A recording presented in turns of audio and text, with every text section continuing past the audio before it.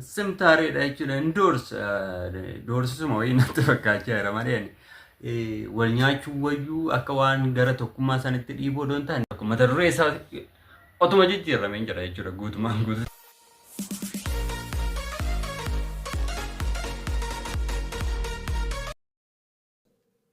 Yoo kabajamoo maatii Keebir React baga nagaadhaan gara Keebir React turtan siniin jedha. Akkuma baratame kanarraa akka sarbarratti React hojjechaa turre har'allee sirba haaraa tokko baheera jechuudha. Sirba seenaa shoo mul'ataati. Har'a asirratti React hojjenna jechuudha waliini.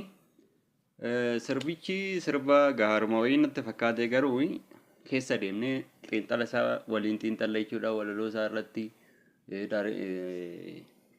video clip isaa irratti jechuudha. Kallattumaan gara React keenyatti seenna jechuudha.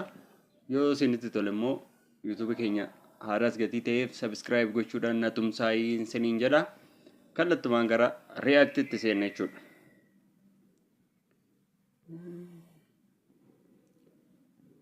Seenaa shoo mul'ata.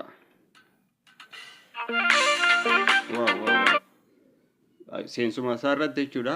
Shootiin isaan fudhatanii seenanii waan gaarii tokko nutti agarsiisan jechuudha jechuun eessatti akka waraabaa jiran eessa akka jiran nutti agarsiisan jechuudha. Baadiyyaa wayii keessa akka jiran agarra jechuudha jalqabuma isaa irratti.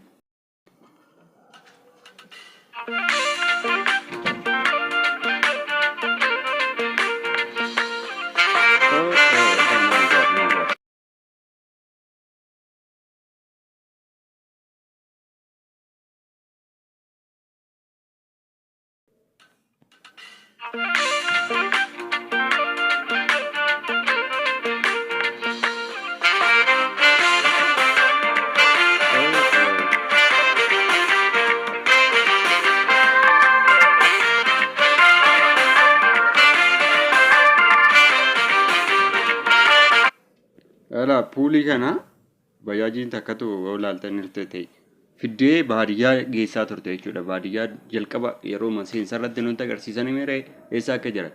Baadiyyaa lafa nagaa sanitti wanti qumaaraa fidanii dhaqan jechuudha. Puuliin waan qumaaraa waan akka bakka waan qumaaruma wayii waan ta'eef dirree qumaaraa kana fidanii baadiyyaa sanitti gashin jechuudha. Asitti qumaaricha taphachuu eegalaniiru jechuudha. Wantuma isaarra immoo gaawwannu wal nyaannaa re'eedha. Qumaara kana wal nyaannaa obbolaa mataanee waan jedhu wayii fakkaatame itti seennee ilaalla.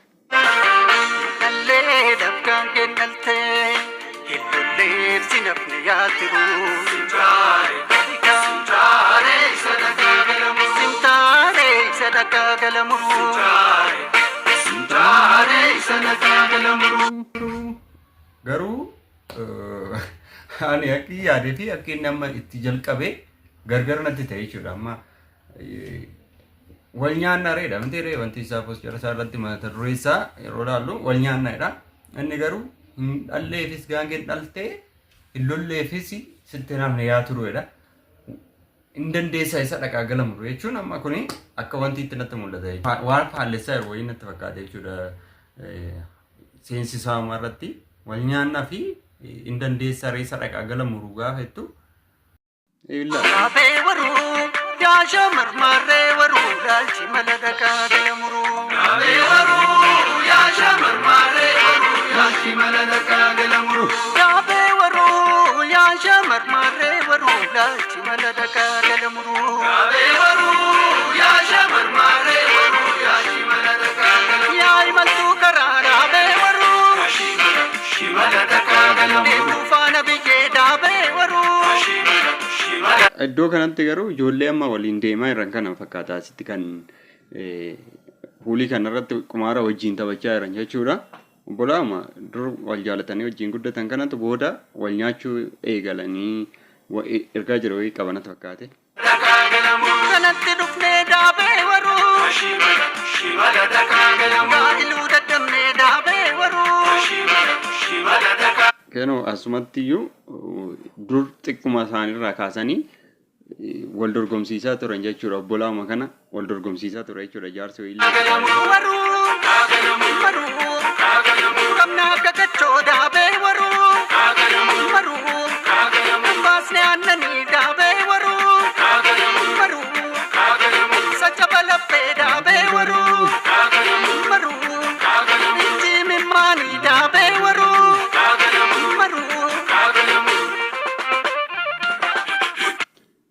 Ajaa'iba jechuudha. Amma yoonatti wanni argaa jirru garuu xiqqoo ishii walaloosaa fi mata duree isaa akka eegetti wajjin adeemaa jiru jechuudha. Garuu Zinashoonii mucaa cimaadha jechuudha. Sagalee isaallee bareedaadha. Sirboota garaagaraa Hacaaluudhaaf illee sirba jirra fa'aa waliin akka hojjetanii turan ni haasa'ama. Amma yoonatti amma tokko walaloo fi diraamaatikaaliin asirratti argaa jirrus wanti jechaan jiru jechuudha. Xiqqoo ishii wal jala naalaadhaa jira jechuudha. Amma dhumaatti immoo wajjin ilaalla jechuudha.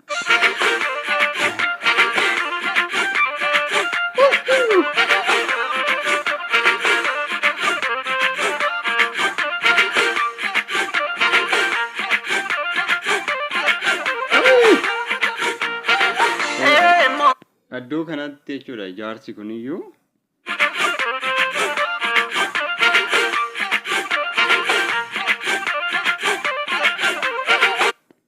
asti jaarsi kun ijoollee isaanii wal dorgomsiisee waan lakkaa'ee asiree chire boordarra akka salphina wayii agarsiisa fakkaata. Gaabii yookaan uffata isaa gatee maal jedhee gaafaas wanti jedhu kana salphina wayii milkaa'ina dhabuu nama wal nyaachistee walitti buustee milkaa'ina dhabuu san waan agarsiisu wayii natti fakkaata daayireekterichi. Alaallume.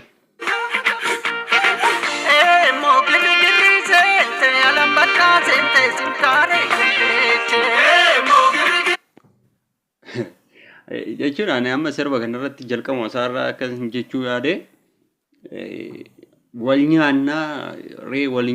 nyaachuu wayyuu ergaa jedhu dabarsa otoo hin taane dhaabate wayii kam akka ta'e hin beeku garuu dhaabate wayiitiin immoo girrigirrii seentee alambaqqa seenteedha jechuudha. Jechuun hin dandeessaa reeyyeedha qaama ta'e wayiitiin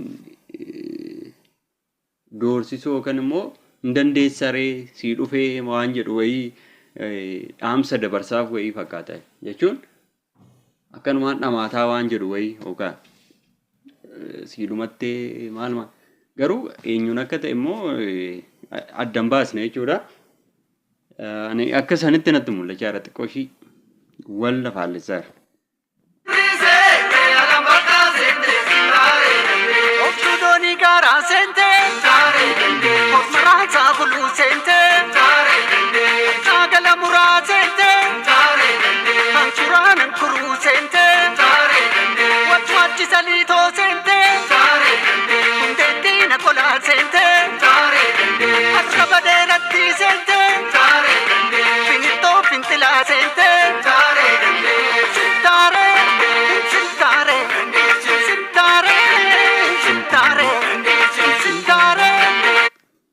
Simtaareedha jechuudha.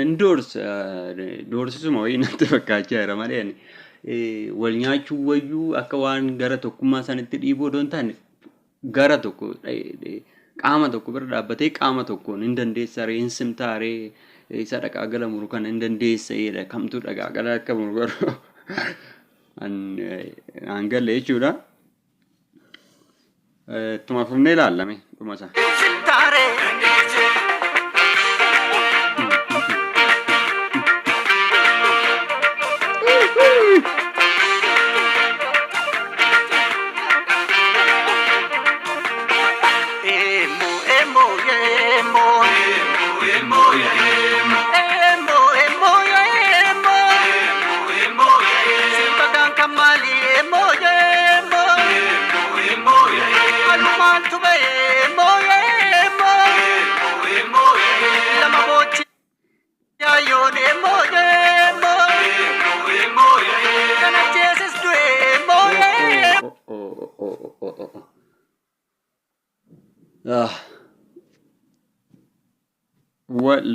Gara walajjeesutti deemaa jiru jechuudha. Amma qumaara kana taphachuu eegalanii qumaaruma kanaan itti fufanii gara wal balleessutti qumaarri waa tokko akka hin fayyadne jechuudha. Dirree baadiyyaa yeroo baay'ee nagaatu jira. Iddoo jaalalli jiru baadiyyaa jedhama. Baadiyyaa kanatti dirree waraanaa kana geessan jechuudha. Bajaajii takkaan achi gadi geessanii achitti waraanni ka'ee jechuudha amma jechuun lola hamaa ta'e obbolaan gara wal ajjeesutti deemaa jira jechuudha. Kanaaf immoo falli dirreedhuma waraanaa san balleessuudha. Dirree waraana fide kana balleessuudhaan ala wanni jiru hin jiru jechuudha. Dhumarra tarii balleessuu danda'u danda'an beekamu. Garuu haadhi takka yeroo asitti argine jechuudha. Abidda kana bobeessitee maal daabboo tokko toshaarti. Waan ta'e wayii waan bilchaachuuf deemu waan itti bobeessaa jiran jirame waan bilcheessuudha deemamu tokkotu jira laata jedheen shakkeeni ilaallamee wal.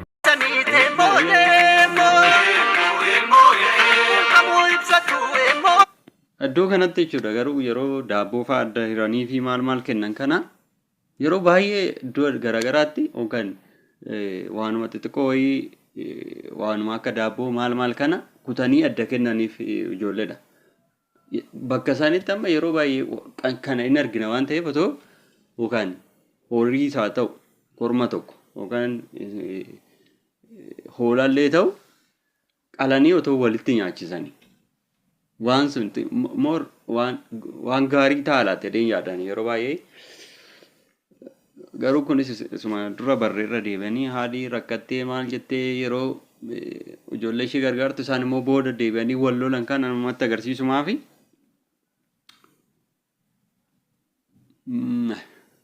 itti fufu.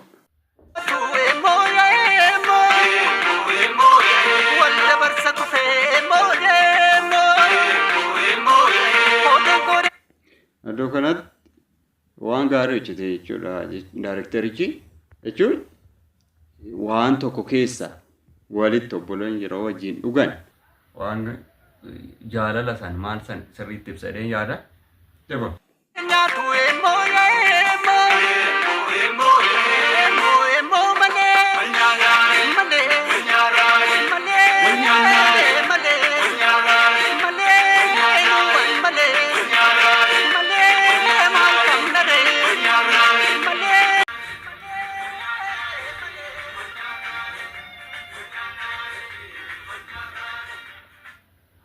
Asitti diiganii jiru jechuudha.